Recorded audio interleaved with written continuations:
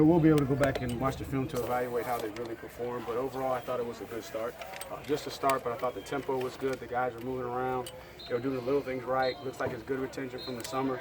Some of the young guys flashed a little bit. I know Travis said he broke some runs today, and it was good to see him move around. But at the same time, he had some opportunities to get better. It's only day one of installation. We're moving fast. Coach is not going to keep us on the field long, so we're moving fast. So we got to do a lot of coaching off tape. So we'll know how we really practice after we get in this evening and watch the film. Coach Sweeney was telling us about how excited those guys are to have their opportunity now. Wayne's finally gone. Is that what you're sensing from them on the field? No question. This is probably the best competition that I've had since I've been here. There's three guys that legitimately, any one of them can end up being the starting tailback. And by the looks of it, there's going to be a little bit of pressure put on by the freshman, too. He just looks very, very natural back there. But, they know what it takes to be the starter. That's the positive, as they saw Wayne do it for 2 years. They know the expectation in practice. They know the expectation in play in the games. And I think they're all capable. And now we just got to see who wants it the most in practice. Are you guys completely opposed to splitting between two 50-50? Is there going to be a true starter 100%? Talking about a running back? Yeah. It's up to them. It just depends. We went into it when Wayne was a freshman. It was kind of 50-50 with him and Choice. And then Wayne, kind of separated. Unfortunately, Choice got hurt, and then nobody was able to catch him while he's here. So it's really going to be up to them. Right now, as we came out of the spring, all three of those guys will play and play significantly. But hopefully someone will take the lead. If not, then we'll do it by committee. How much did you see improvement from Tavian in terms of the things that you were looking to see in every down back, pass protection, blitz pickup, that kind of stuff? It's hard to tell that because we're not in pads yet. Obviously today we're just in helmets and shorts, and so everybody's flying around. You can't really see the physicality of it yet. So pass protection is very, very difficult to assess. Again, got to watch the film. I did notice that he did have a better sense of urgency. It looks like he's paying more attention to the little things. He's just growing up. He's maturing. I think his body feels good. He's carrying the extra weight a lot better than I anticipated. And so I'm excited to see how he's going to progress. But I did notice he was doing the little things better. What are some of the little things you're looking for out of a guy who would look to start get the bulk of the carries perhaps early on? Just the attention to detail and the things I ask him to do before he gets to the line of scrimmage. My job as a coach is to make sure that they're on track, they're in phase with the offensive line, and the timing is right. And then once they get to that second level, then their natural ability takes over. And that's one of the hardest things for a running back is to have that level of detail prior to the line of scrimmage and then let your athleticism take over. And then in pass protection, just the knowledge and the willingness to go in there and give up their life and their body for the quarterback. I thought I saw Blake Vincent running with the twos at tackle. Is that the case? And what are your impressions of him so far? I was very impressed coming out of the spring with Blake Vincent, a guy that was coming out of high school, came in early, and I know that this extra time in the off season in the weight room, his confidence is up, and I'm anxious to see because he was a guy that really flashed in the spring, and we're hoping that it can carry to give us some more depth at tackle. How do guys handle the tempo today? I saw several times early on that you were screaming tempo, and obviously you guys are looking to find some new starters at the skill position spot. So how do you think these guys are handling that so far? I know it's just really day one. It's day one, and obviously they're fired up, they're anxious, and so they were moving around well. We base it off of the time that we have allotted in each practice period on are we able to get the number of snaps. I thought early with the second group when we did a tempo on air, it wasn't quite as fast as I wanted, but as practice went on, they got better.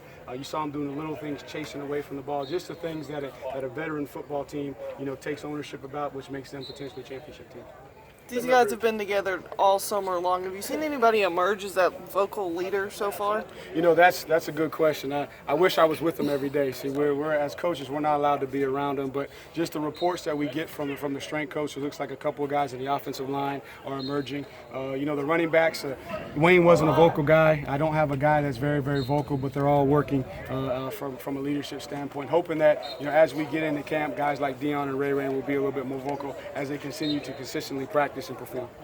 In the spring, it looked like Hunter did a really good job of sort of taking what he learned on film and bringing it out. And so the more time he had to kind of process, the better he'd look out on the field. As he's gone through this whole summer, did he come out and feel, and you're talking to him and seeing him in practice, that he's made a step since you last saw him out there in practice? From my perspective, because I'm working with the backs, I noticed that his demeanor looked a lot more confident. He just looked a lot more comfortable. Nothing looked like it overwhelmed him, so that's a positive there. We'll go back on the film, and then once we sit down as a staff, slow it down, watch it play by play, analyze every person on every play, then we'll understand and know if he's been able to retain that and bring it from the summer. Did anybody surprise you yesterday at the weigh-in? just the whole team in general.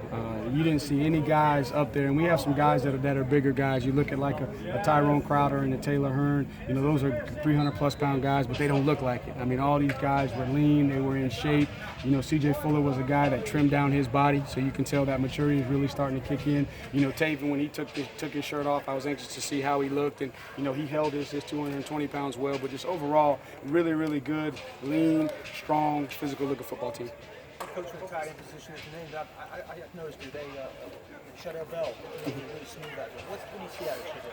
You know, Shadell was a guy that we made a decision to move from wide out, and so you know from a passing standpoint, he's very, very smooth. He creates that matchup. Biggest thing for him is he needed to put on some weight. So going back to the previous question, that was a guy that surprised me. He weighed in about 230 pounds, so you can see that he's really taking ownership on putting on the weight. The biggest challenge for him is just going to be the physicality of playing in the box. Obviously, we would like those guys to be in that 250, 260 pound range because they're blocking defensive ends that are 270, 280 pounds. So just as he progresses, we know what he can give us in the passing game. He's willing enough. He tries to be physical, but he just has to let his body catch up so he can give us that physical presence at the point of attack when we ask him to be in the box as a two-back fit in our run game.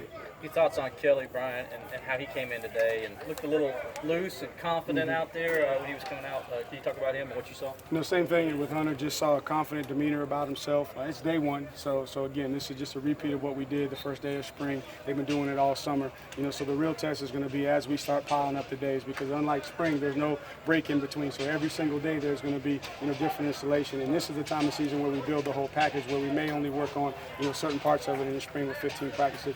But the ball looked like it was coming out of his hand. It was where it needed to be. All the decisions looked like they were the right decisions. His confidence was there. Saw him pull it a couple of times. So I'm anxious to see on the tape to validate what I thought I saw from the sideline. You know, in the spring, it's still so recent that the shadow of Deshaun can kind of loom a little bit large. Do you get a sense from those quarterbacks that, like, just having a chance to kind of do things their way over an offseason gives them that kind of chance to step out of that shadow and be a little more confident and be themselves a little bit more? You know, I think it's like most of the positions that had one of those players that transitioned to the next level, that graduated. It's their time.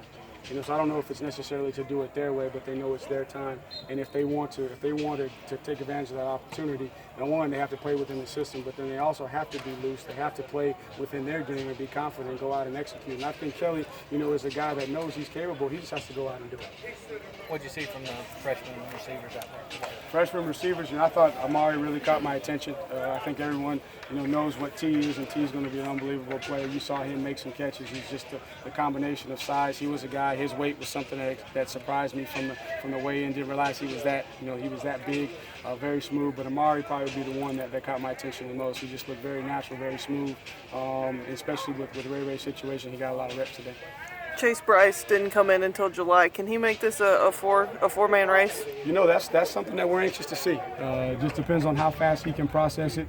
From my perspective, when I saw him go in there, he didn't look overwhelmed. But again, that's day one, and we already have 7 days in a row of installation planned. So we'll see. And then after we finish those 7 days, we'll regroup, and we'll probably have 2 more days of installation throughout the course of camp. So really, it's just determined on how fast he can process it, and can he bridge that gap that, like you said, in the summer, those guys were here in the spring, they were here in the summer, so they had that time to go through it. Now this is their second time through, and this is just his first. With Trevor Lawrence, Avery Thomas sending in their financial aid agreements, how big is it for y'all to have them locked down officially? It's comforting as a recruiter. I know for those guys that are recruiting them, but still, we got to recruit those guys as if they haven't signed, because again, it's still a long way till signing day. But that just shows the commitment on our part to them, and that also shows the commitment, on their part that they're committed to us. And so now, with the dead period, we'll continue to recruit them hard within the rules. But now it's really a time for us to focus on what we got here, and then once we get back into September, we'll have those guys back on campus and continue to recruit them. Now that you can talk about him, Brendan Galloway's another guy that submitted his FAA. What did you see from him that caused you guys to offer him? It just reminds you a lot of Jordan Leggett in high school, just that big athletic guy, still trying to figure out his body, but he can run, he can catch, and if you've seen him here lately, he looks the part.